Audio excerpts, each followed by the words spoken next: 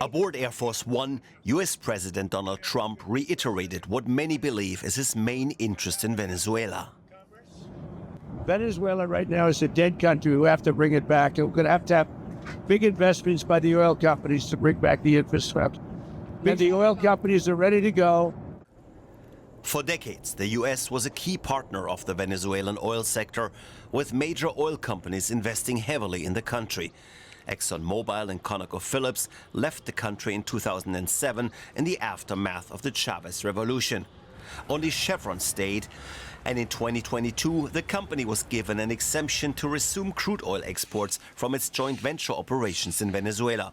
Since October 2025, Chevron is allowed to produce oil again in the South American country. Since the U.S. imposed sanctions on Caracas state-owned oil company PDVSA in 2019, oil production and exports collapsed. Now Venezuela produces only 1 million barrels per day.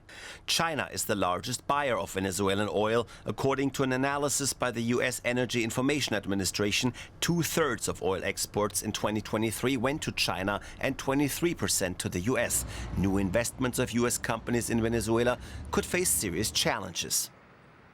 If American companies come to Venezuela to launch oil projects, they will have to replace Russian and Chinese interests in this country. Russia has invested over $17 billion, and the Chinese companies over $20 billion in the oil industry of Venezuela.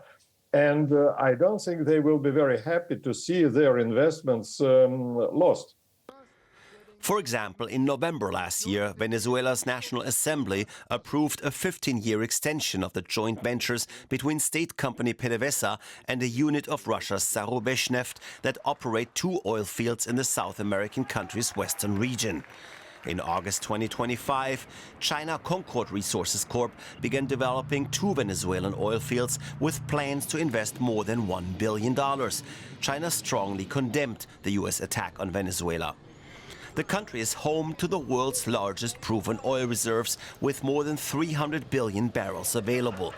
Companies from several countries will race to increase their production there, but how fast they're able to get in will be determined by political developments.